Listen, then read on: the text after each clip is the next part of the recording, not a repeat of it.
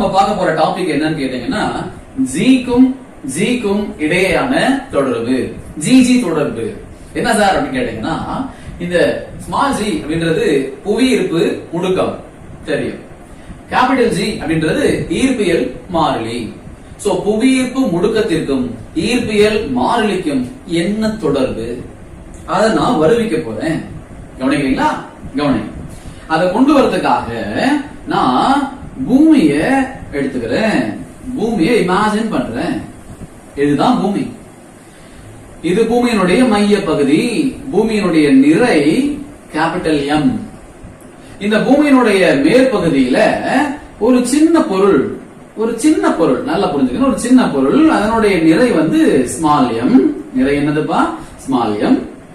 அந்த பூமியினுடைய மேற்பரப்புல ஓய்வு நிலையில இருக்கிறதா நீங்க எடுத்துக்கங்க.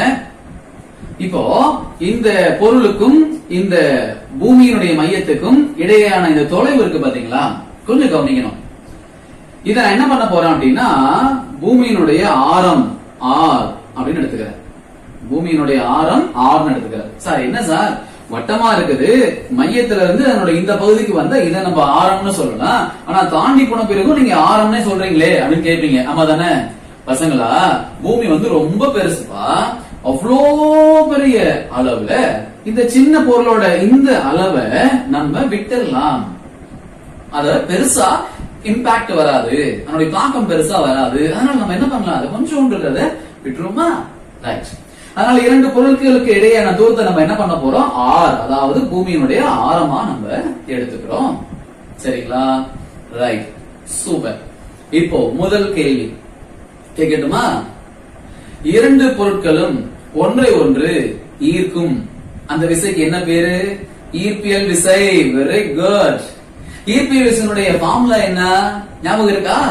நியூட்டனின் பொது ஈர்ப்பியல் விதிப்படி ஈர்ப்பியல் விசைக்கான ஃபார்முலா, ஈர்ப்பியல் விசைக்கான ஃபார்முலா. இந்த இரண்டு பொருட்கள் இருக்கிறதுனால கண்டிப்பா ஒன்றை ஒன்று ஈர்க்கும். ஈர்ப்பியல் விசைக்கான ஃபார்முலா என்னன்னு கேட்டீங்கன்னா, G m1 m2 by r ஸ்கொயர்னு போட்டிருப்போம். ஞாபகம் வச்சிருக்கீங்களா?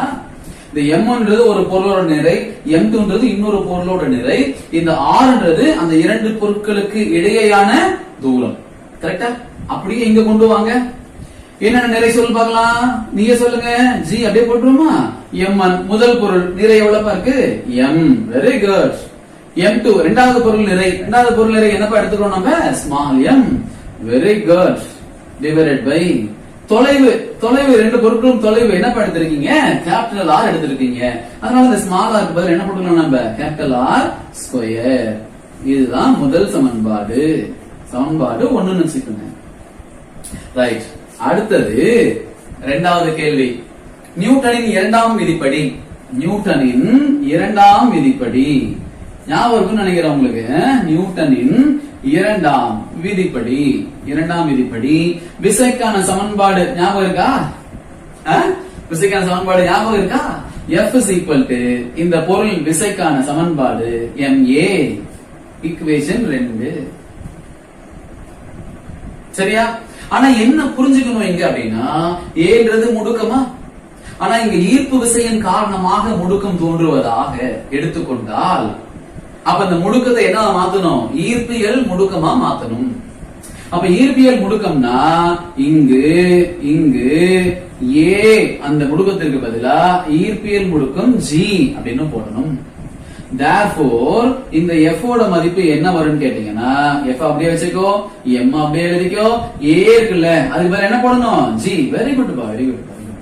இது ஈக்குவேஷன் 3. ஒரு ரகசியம் சொல்லட்டுமா? இதுதான் எடையினுடைய சமன்பாடு. இதுதான் என்னது? எடையினுடைய சமன்பாடு. இந்த ஈர்ப்பு விசை தான் எடை. சரியா? பின்னாடி சொல்லி தரேன் உங்களுக்கு. கவனிங்க. இப்ப முதல் சமன்பாட பாருங்க, மூன்றாவது சமன்பாட பாருங்க. முதல் சமன்பாடு, மூன்றாவது சமன்பாடு, இடது பக்கம் இரண்டும் விசை சமமா இருக்கா? அப்ப வலது பக்கம் கண்டிப்பா என்னவா இருக்கும்? சமமாக இருக்கும். அதனால முதல் சமன்பாடையும் மூன்றாவது சமன்பாடையும் சமப்படுத்துங்க. அப்ப இடது பக்கம் என்ன இருக்கு, வலது பக்கம் என்ன இருக்கு அப்படியே எழுதிடலாமா? இங்க பாருங்க, இந்த சமன்பாட்டுல G M by R square equal to இந்த சமன்பாட்டுல என்ன இருக்கு mg. உனக்கு எதனுடைய மதிப்பு கண்டுபிடிக்க போறோம்னா இப்போ ஒத்து பாருங்க, எதையாவது கேன்சல் பண்ற மாதிரி இருக்கா? Very good very good. m cancel பண்ணிடலாமா? இப்ப மிச்சம் என்ன பாருங்க, மிச்சம் என்ன பாருங்க, g மட்டும் இருக்கா? நான் இங்க ஈஸியா இருக்கிறத எழுதிக்கிறேன், g மட்டும் இருக்குப்பா.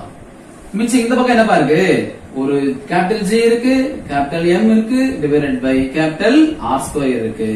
தம்பிகளா, இதுதான் G க்குமான தொடர்பு சமன்பாடு. சமன்பாடு ஈக்குவேஷன் 4 வச்சுக்கோங்க. புரிஞ்சா? அப்போ புவியீர்ப்பு முடுக்கம் G equal to Gm by R square. இது சமன்பாடு.